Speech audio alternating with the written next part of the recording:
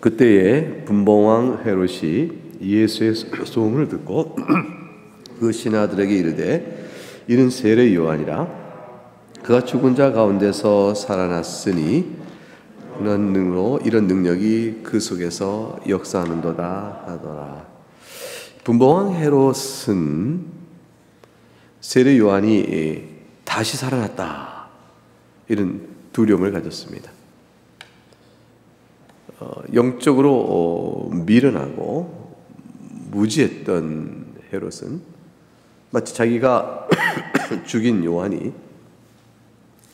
다시 영으로 살아나서 활동을 하는가 싶은 양심의 눌림과 공포감, 그 영적인 두려움을 피할 수가 없었습니다. 악인들은 이렇게 하나님 앞에서 죄를 범하고 자신이 담대하게 괜찮다라고 생각하면서 큰소리치지만, 그러나 실제로는 하나님께서 누르시는 영혼의 압박은 큰 공포감과 두려움에 처하게 되는 법입니다. 그래서 작은 일에도 가슴이 덜컹하고 무서워하고, 악한 양심은 그 양심에 흔들리는 여러 자극 앞에서 괴롭죠. 더 큰 악을 범하는 자를 보면 힘을 내 악을 범할 것 같지만, 그 자가 범하는 악을 보고 저렇게 악한 놈이 있나, 영원한 지옥이 저자의 것이겠다 싶을 때 자신의 모습을 거기서 보게 됩니다. 선한 사람을 보게 되면 자기가 너무 다른 하나님 앞에 경건한 사람으로 인해서 두려움이 또 오게 되어집니다. 죄를 범하고 악한 사람은 선한 사람을 봐도 두렵고, 악한 사람을 보면 자기가 당할 처지가 생각나게 되는 법입니다. 도대체 이 분봉왕 헤롯은 어떤 죄를 범했기에 그리 두려워했을까? 그것이 오늘 본문에서 12절까지 오늘 살필 터인데, 그 내용 속에 나오는 다뤄지는 내용입니다. 여기서 말하는 분봉왕 헤롯은 먼저 예수님 탄생 때에 예수님을 죽이려 했던 헤롯 대왕이 아닙니다. 이름이 같죠. 아버지가 헤롯 대왕에서 이름을 따서 아들도 헤롯 이렇게 말하는데, 오늘 보는 이 분봉왕 헤롯은 헤롯 안디바입니다. 헤롯 안디바, 이렇게 안티파스 안디바인데, 헤롯 대왕이 세 번째 부인에게서 얻은 아들입니다. 그러니까 헤롯 대왕은 아내가 많았죠. 그래서 헤롯 안디바는 자기의 어머니 말고 다른 어머니에서 난 그런 이복 동생이 있었는데, 그도 아버지의 이름이 헤롯을 따라서 헤롯이라 이름을 줬고, 그는 헤롯 빌립입니다. 그러니까 성경에 헤롯 대왕 나오고 헤롯 안디바, 헤롯 빌립 이렇게 다 성경에 나오는 헤롯 왕들입니다. 근데 헤롯 안디바가 행한 악이 무엇인가? 그것은 3절 이역부터 내어오면 그 내용이 나옵니다. 대략적으로 먼저 살펴보면, 헤롯이 자기 동생의 헤롯 빌립의 아내인 헤로디아를 연모하게 돼요. 헤로디아를 연모하고, 헤로디아는 헤롯 안디바와 있는 것이 더 낫겠다 싶어서 빌립을 버립니다. 그래서 제수였던 헤로디아와 불륜의 관계를 맺고, 그녀를 아예 빼앗아 자기 아내로 삼기 위해서 헤롯 안디바는 자기가 이미 있던 아내를 내보내고 헤로디아와 결혼을 하는 거죠. 그렇게 결혼을 한 일에 대해서 하나님이 매우 악하게 보시고 진노하시니까 세례 요한을 통해서 책망케 하시는 거예요. 그 세례 요한이 헤롯 안디바의 행위를 공개적으로 왕의 악행을 책망하고 이게 돌이키라 회개를 선포한 일들이 있었던 것입니다. 그래서 3절과 4절을 읽어봅니다. 시작. 전에 헤롯이 그 동생 빌립의 아내 헤로디아의 일로 요한을 잡아 결박하여 옥에 가두었으니, 이는 요한이 헤롯에게 말하되 당신이 그 여자를 차지한 것이 옳지 않다 하였습니다. 바로 지금 말씀드린 바와 같습니다. 그리고 공개적으로 이렇게 세례 요한에게서 책망을 받으면 백성이 다 듣고 아는 거잖아요. 백일하에 자기의 악행이 드러나는 거니까 돌이켜 회개하고 하나님 앞에 살 길을 찾아야 할 텐데, 도리어 세례 요한의 입을 다물게 하기 위해서 옥에 가두었습니다. 원래 죽이려고 했어요. 죽이려 했는데 백성들의 눈이 너무 무서운 거예요. 백성들이 세례 요한을 선지자라 여기니까, 선지자로 여긴 세례 요한을 함부로 이렇게 죽였다가 소요가 막 일어나면, 시끄러지면 자기가 분봉왕으로서 일정한 지역을 로마 황제 임명을 받아 다스리는 왕이니까 참된 왕이 아니죠. 임명된 한 지역을 관할하는 왕의 굿이라 하는 거죠. 이제 그런 자로서 그 지위마저 잃을까봐 아예 죽이지 못합니다. 그러나 이제 헤로디아를 찾아오고 싶은 이제 욕망 때문에, 헤로데에게는 어떤 종교적 규범이나 양심이나 도덕이라는 게 다 팽개쳐진 자지만 마음속 깊은 영혼의 떨림 속에 있는 죄책감마저 없앨 수는 없었던 겁니다. 그래서 이 죄책감을 지우는 방법은 두 가지예요. 나에게 죄를 졌다 말하는 자의 입을 다물게 없애버리는 법이죠. 그 없애는 법이 극악에 달하면 이제 마귀가 되면 하나님을 없애려고 하는 것이. 나를 정죄할 자가 없게 되니까 나를 정죄할 자를 없앰으로 정죄감에서 피하는 방법, 그런 것들이 있죠. 하나는 이제 자기가 돌이켜 회개해서 사는 길을 찾아야 할 텐데, 헤롯 분봉왕은 그렇지 않았습니다. 그러나 어쨌건 세례 요한을 선지자로 여기고 그가 거룩한 자인 줄 알기 때문에 의롭고 거룩한 세례 요한을 보면서 두려운 거죠. 그래서 의인을 보니 두렵고, 그러나 죽임으로 자기의 정죄감을 피하고 싶고, 이런 이제 마음의 갈등이 이 얘기에 있었다. 그러했던 이제 헤롯이 생일 잔치를 이제 열게 되어집니다.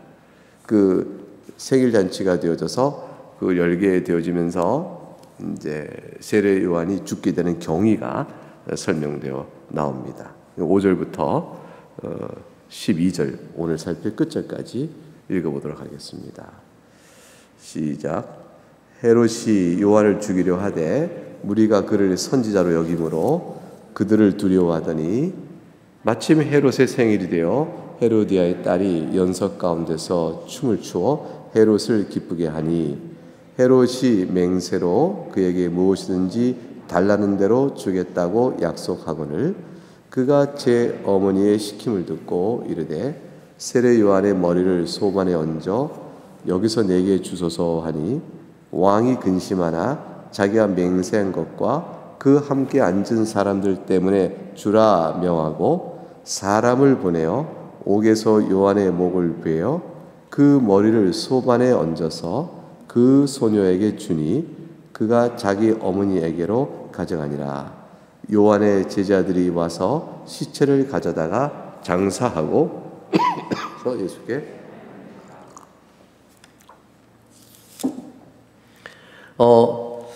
헤롯은 자기의 생일 잔치를 열었습니다. 이 생일 잔치에 정대하게 열었겠죠. 헤로디의 딸이 춤을 추고 그 춤에 매혹이 되고 마음이 굉장히 업이 돼서 흥분하여 이제 약속을 합니다. 네가 원하는 무엇인지 주겠다. 이제 다른 데 보게 되면, 다른 성경 보게 되면 내 나라의 절반이라도 주겠다, 이렇게까지 얘기하죠.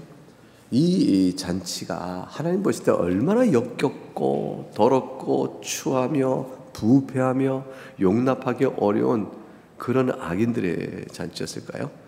술이 있고 춤이 있고 그건세 분봉왕이 자기 헤로디와 더불어 즐겨가는 이 연락회의에 왕은 옳고 이 악한 추행을 하나님 앞에 심판받을 줄 모르고 신하들의 비유 속에서 놀아가는 쾌락의 잔치, 더럽고 부패한 잔치였습니다. 이러한 잔치를 누리는 상황에 하나님께서는 이제 세례 요한을 보내서 책망하였지만, 사실 요한의 입장에서 가만히 생각해 보면요, 이 자신이 공개적으로 쓰게 하나님의 심판을 선포해서 분봉왕 안디바가 돌이킬까요? 절대로 돌이킬 가능성이 없다는 걸 알아요. 그래서 해서 뭐하냐? 해봐야 소용없는 일이다.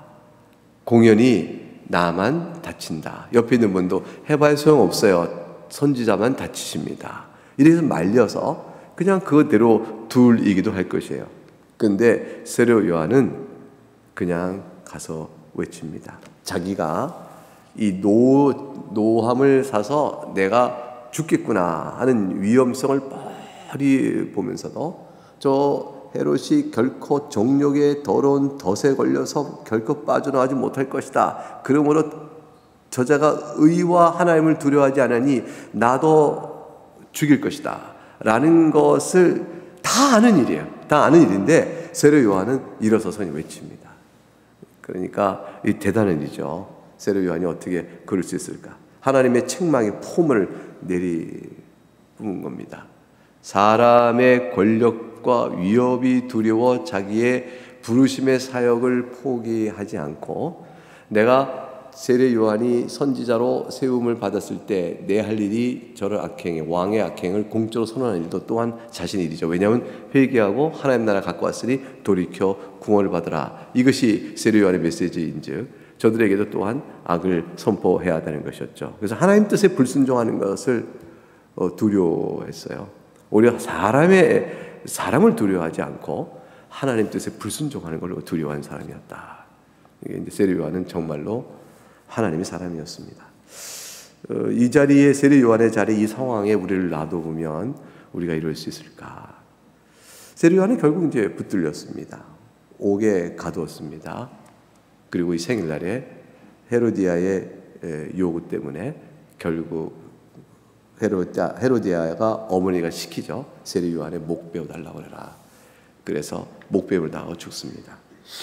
어둡고 차갑고 캄캄한 이제 감옥에 갇혀 있다가 불러내더니 목을 베임을 당합니다.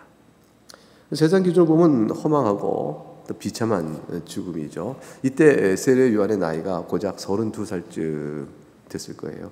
예수님보다 세례 요한이 6개월 먼저 세상에 오니까 6개월 정도 앞서고 예수님의 공생의 기간을 감안해 보면 32살쯤 됐을 것이라 얼마나 힘있고 아름다운 나이예요. 그런데 그때 세례 요한을 이렇게 하나님 불러가십니다. 왜 하나님께서는 헤롯을 그냥 즉각적으로 그 자리에 즉사하게 만드시고 오히려 이 악을 행할 때 세례 요한을 구원하시는 일을 하지 않으셨을까? 왜 의인을 하나님 일찍 불러가실까? 또 사역은 이렇게 많은데 왜 그러실까? 우리는 그 뜻을 다 헤아릴 수 없어요. 세례 요한의 입장에서는 보면 어떤가 등등 여러 생각이 들지만 한 가지는 하나님께서 세례 요한을 향한 선하고 사랑하신 인자하심과 그것들은 확실하다는 거죠. 그러니까 하나님이 보시는 최고의 선물과 같이 우리를 존귀케 하시는 것은 하나님의 계획 속에 따로 있는 것이죠. 사실은 그래요. 이렇게 생각해 보면 됩니다. 이제 사도 바울이 낙원에 제3층천 낙원에 갔다 온 경험이 있잖아요. 거기 올라가서 그 영광을 보고 나니까 이 땅에 있는 것이 하나도 좋지가 않아요. 이것은 이제 우리로 보게 되면 죽는 것이 훨씬 좋은데 살아있는 게 뭐가 좋으냐 이렇게 되는 거죠. 근데 바울이 뭐라고 하냐면 내가 너희와 함께 있는 게 너희에게 유익하니 주신 사명 때문에 내가 여기 있다 그랬어요.